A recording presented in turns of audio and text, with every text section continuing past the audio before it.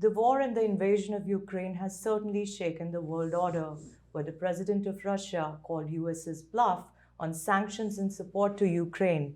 And we are witnessing the devastation of Ukraine, loss of lives, and the feeling of helplessness.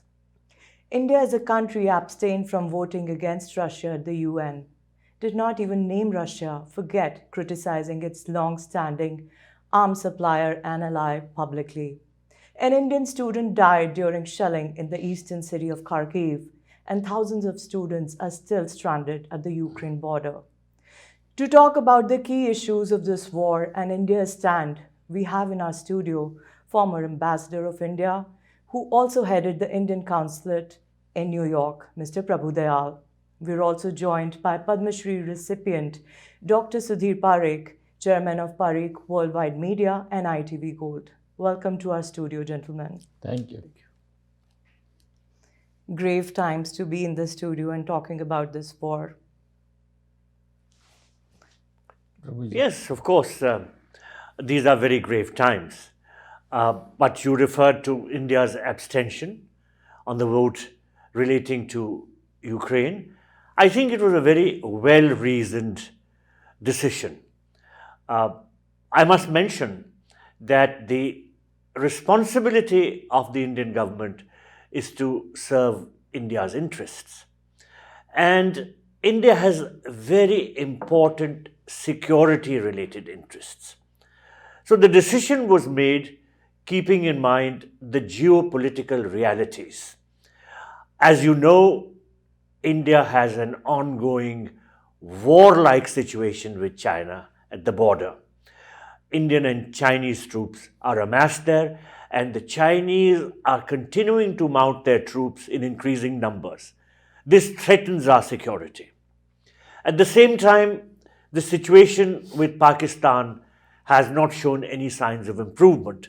The Pakistanis have been encroaching and trying to infiltrate into India, the insurgents.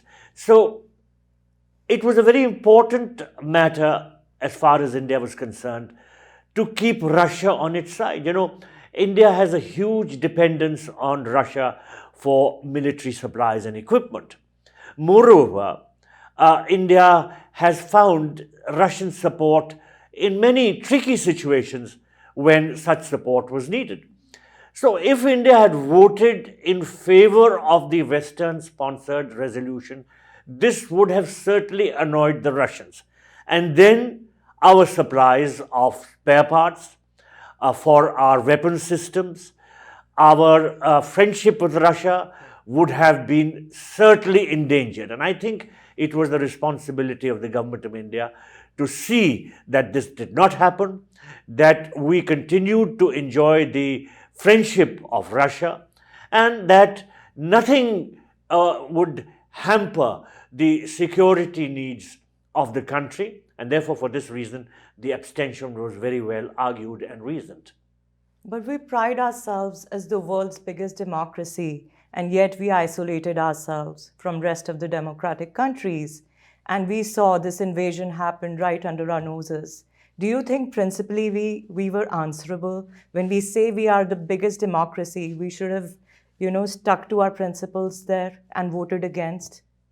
Well, being the world's largest democracy doesn't mean that we should not argue in favor of a diplomatic solution.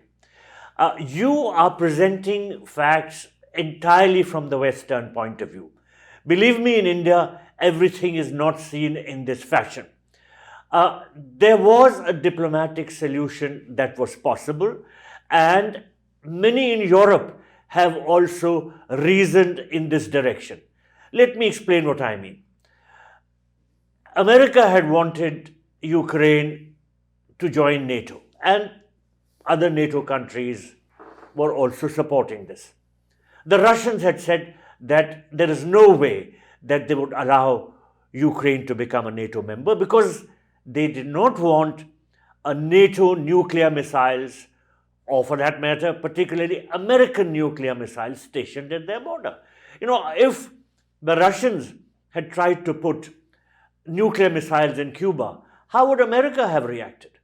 So the Russians were very clear in saying that they would not allow Ukraine to become a NATO member because they felt this would endanger their security. They felt that NATO would station nuclear missiles on Ukrainian territory right next to Russia, and that they had to prevent this from happening. And the Russians had made it very clear that they would stop at nothing to stop Ukraine from becoming a NATO member. So the ideal solution would have been to find a diplomatic solution. And in my view, one such solution was to have a neutral Ukraine, a Ukraine which did not threaten the security of Russia, while at the same time being friendly to the West. It does not mean that India condones invasions. India does not condone. But at the same time, you must realize that sometimes it is better not to speak out because you have to be cognizant of the fact that your own interests have to be taken care of. So, in my view, while the war in Ukraine is devastating, while it will damage the Ukrainian people's interests both in the short and the long term, while the casualties are very high and may mount even further, but at the same time, India's call for a diplomatic solution must be heeded because war is no answer, and the manner in which things are going, the confrontationist approach which is being adopted by both sides, will only increase the nature of hostilities and increase the casualties and will not be good for anybody. Dr. Parikh, what is your view? President Biden has already said, he's already quoted that US has unresolved differences with India. And in this situation, we are not with US. We are with Pakistan and we are with China. Two countries we don't really get along with. Well, I mean, what Ambassador Dayal says, I agree with him because India has a lot of economical, military, trade and connections with Russia for many, many years. And it is unwise to disturb that long-running trade or connections from the Russia.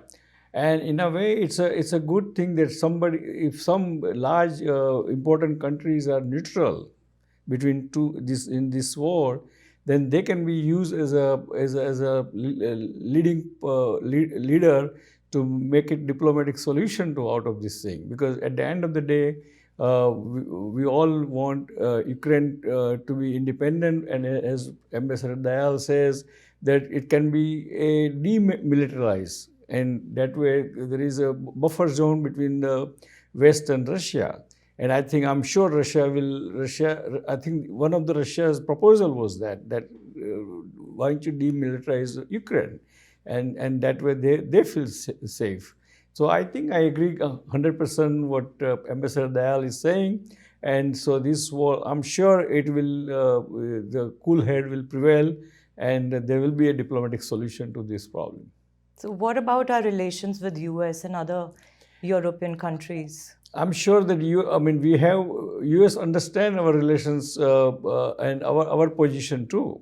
So, it's not only India, but look at China or look at other democratic country also, or Middle East, certain countries from the Middle East, they are all neutral because they have to balance out their economical and defense needs and trades. But our trade balance is not that great with Russia anyways. So what do you think is the benefit that India is looking from Russia, short term, near future, and long term?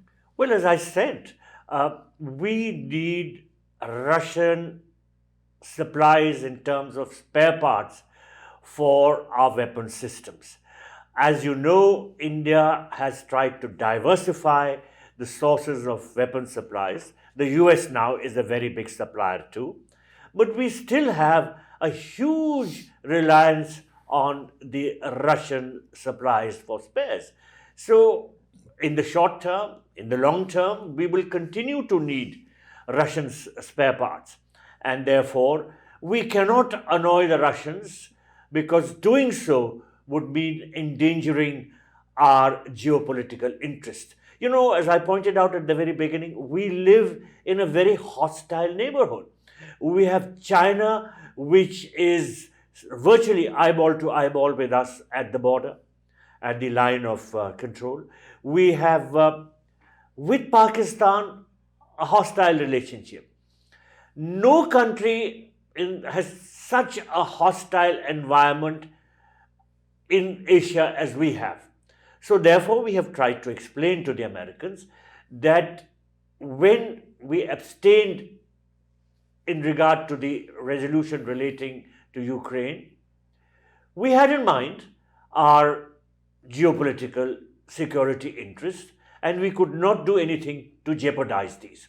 Now, as far as the relations with the United States are concerned, your fear that these could get endangered because of the Indian abstention, I think this fear will not be well founded, because of the fact that India and the United States are now strategic partners in terms of defense cooperation. We are both members of Quad along with Japan and Australia, and the overriding interest there is to contain Chinese expansionism. Chinese expansionism is witnessed both in the territorial sense and in the economic areas. And therefore, all these four countries have been feeling threatened by China, and therefore the Quad has come into being, which is intended to hold the Chinese under some degree of control and to check their expansionism. So India's strategic cooperation with the United States will not go away because of the fact that we abstained on this resolution relating to Ukraine, because the interests of both countries are much more closely intertwined, and we have an interest in a long-term friendship with each other. So my view is that while this abstention may have some short-term negative effects on the bilateral relationship, but in the long term, this relationship is far too strong and far too deeply entrenched for it to get eroded so easily. So, Dr. Parikh, I would ask you, don't you think this was a gross leadership and intelligence failure on part of US and other Western countries not to recognize Putin and his intentions? Well, I'm not sure it's a failure, but I see in the diplomacy there is always they all try to last moment to resolve the problem without war or without any conflict.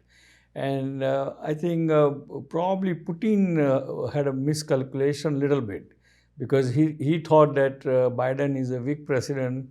He thought that West is not going to come together for harsher sanction like SWIFT ban to all the big banks in Russia, and not only Western government, but the people of the Europe and people of the USA, they themselves, large corporations are kind of refuse to do now business with the Russia. So I think probably President Putin has a little miscalculated whether to go for war or not.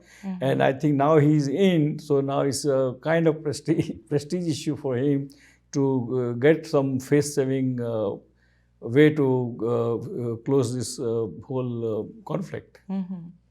So he runs this presidential style of government with no term limit.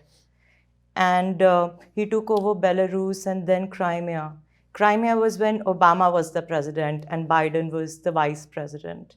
And still there was like, they could not calculate or see like this could come to that.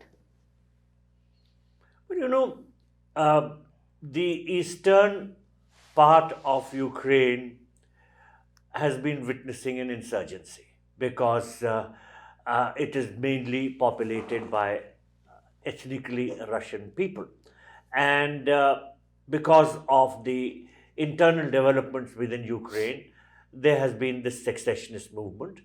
And that's why the Russian president recognized these two entities as sovereign republics.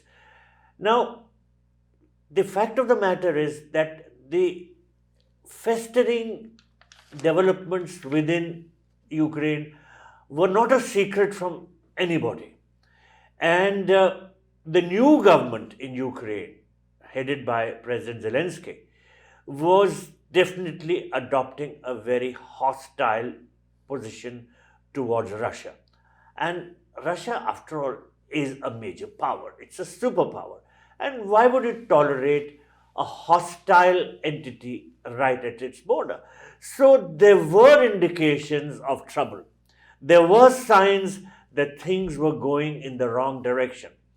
In my view, rather than let things continue in the same direction, leading to trouble, the answer should have been found through diplomacy. India had been counseling diplomacy as the solution because, frankly speaking, diplomacy is the art of the possible. And there is a way to achieve the maximum possible results through diplomacy. And unfortunately, diplomacy was not given much of a chance. The confrontation kept getting more and more intensified. The call for Ukraine to be allowed to join NATO became more and more shrill from the Western Bloc, particularly the United States. And the harsh consequences are going to be faced by everybody, by, of course, the Ukrainians first and foremost. Russia is going to have to pay costs. But then so many European countries will unfortunately also be paying directly and indirectly for the costs of the war. For instance, the price of petroleum has gone up and it's going through the roof. Everybody is suffering on this account. So as I said earlier, the signs and the portents of trouble were there for everyone to see. Unfortunately, timely action was not taken. A war-like situation was precipitated, leading ultimately to conflicts and war. And I do hope that better sense will prevail on everybody, all the politicians from both sides, and they will find a solution, because we do not want to witness the start of a third world war, as many people are already talking about. The fact is that no one can face the consequences of third war. This will be brutal, much, much more than both the earlier wars combined. Russia has already put its nuclear forces on alert. I do not think that anybody who's sane would want a nuclear war. So in my view, diplomacy is the only answer, and that is what the government of India has been counseling for. What are your views? When President Trump was there was no such activity on behalf of Russia. Well, I do not want to make any statements which are political in nature as far as the United States. I'm an outsider. It is for you all who are Americans to weigh the pros and cons of the policies of both sides. But yes, it is true that during the Trump presidency, the Russians did not give any indications that they were inclined to attack Ukraine. At the same time, of course, let us look at the present. What is important is what the present situation holds for us. And at the moment, the present situation is extremely ominous, extremely dangerous, and I hope that the leadership of the countries concerned will be able to put their heads together and find a solution. The way forward is what is very, very important, Nidhi. Dr. Parikh, I have a question. Now, the student who died, his father said his son scored 97%, and yet he did not get a medical seat in his state, and he had to go and study abroad in Ukraine because they could not afford to give crores and crores of rupees as a bribe. Does that not expose the weak and the corrupt education and the employment system in India? And yet, we have the nerve to talk about Azadi Ka Amrit Mahotsav. Well, I mean, I don't know the real full story about this particular student, but in India, there are so many number of students. There are so many smart students. So they all have 95, 97, 98, 99 even percent of the score, and the seats are limited in the medical school. Because I know when we entered in the medical school 55 years ago, it was the same situation. It was so 0.05, point 0.2, point something. That's the difference of the merits of the students who get the admissions. Obviously, so I mean, it's hard to say that because he did not get the admission at 97%, doesn't mean that there is something not But that's really kosher. sad. What about the new medical colleges? Do you see them opening in Yeah, the Modi regime? yes, during the Prime Minister Modi's administration, I think they have almost double, if I'm not wrong, double the number of medical school in India. And of course, but look at the population is 1.2 or 3 billion people. And I mean, 35-40% of the people are college age group, or and they all wanted either to be engineer, IT person, or doctor, and because that's the security of the future.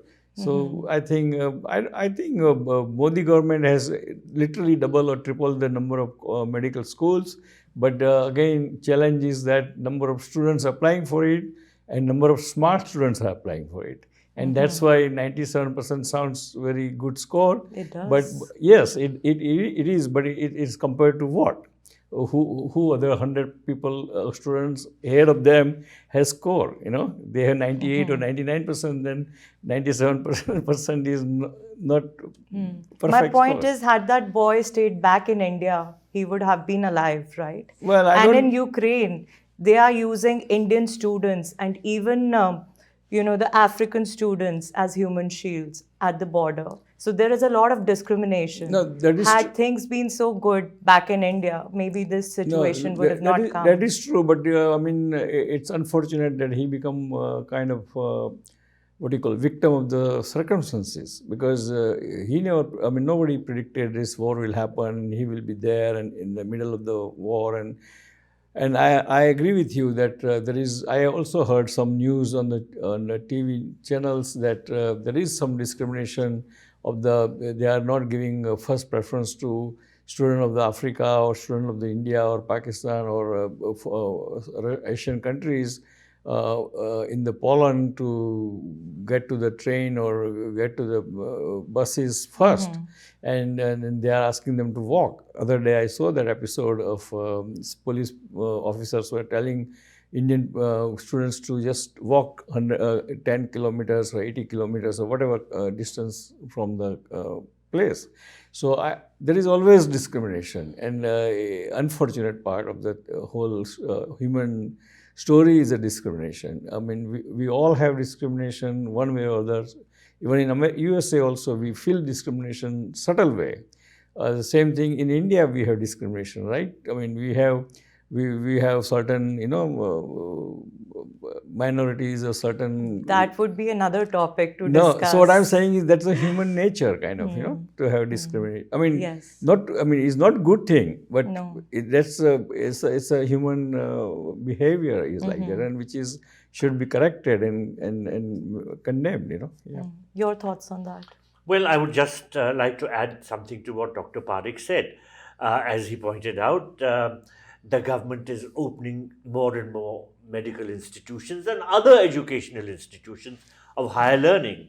More and more engineering colleges are coming up. The government is aware of the fact that there is an acute need, and it has done everything possible to increase the opportunities available to deserving students to get the facilities of higher education in medical institutions, engineering institutions, etc. Now, the precise facts of this case I am not aware of, whether it was 97% or whether it was 100% or whatever. I'm hearing it from you. I would, however, like to point out that there are a number of seats reserved in educational institutions for, first of all, caste-based minorities, then economically deprived sections of society. And therefore, it does happen that students who score very high percentages are still not able to get admission to the number of open seats that are there. Now, at the same time, many students think that the grass is greener on the other side, that education is better provided by foreign universities. So they don't even think of enrolling in an Indian educational institution. They think of going to America and Europe and other places to pursue higher studies. The fact is that Indian higher education is on par with higher education in most other countries, and the competition, therefore, is getting more and more intense. There are a very large number of deserving students who want to get into these educational institutions, and sometimes some people are not able to make it. Sooner or later, I think the situation will improve, just as India is pursuing the policy of Atmanirbharta in the manufacturing sector. Similarly, government is trying to increase the number of educational institutions so that there will be self-dependence rather than external dependence in this area also. Your last thoughts on the war? May it end as soon as possible, because war doesn't serve the interests of anybody. War is a phenomena in which everybody loses, and the consequences of war are always disastrous. So I hope and pray that the war in Ukraine will come to an end as soon as possible. Dr. Parikh? Yes, I agree with Ambassador Dayal that this war should end as soon as possible, should end peacefully and diplomatically, and let's all the party get something out of diplomatic solution. That way, everyone is happy, and because war is, as Dr. Ambassador Dayal says, everybody loses, and hopefully it should end within next few days rather than later, and we pray for that, and we wish for that. We pray that the war ends, peace prevails. We bring back all Indian nationals and students safely back home, and we have better and effective diplomatic solutions to this sticky situation. Thank you, Mr. Prabhu Dayal and Dr. Parikh, for talking to us.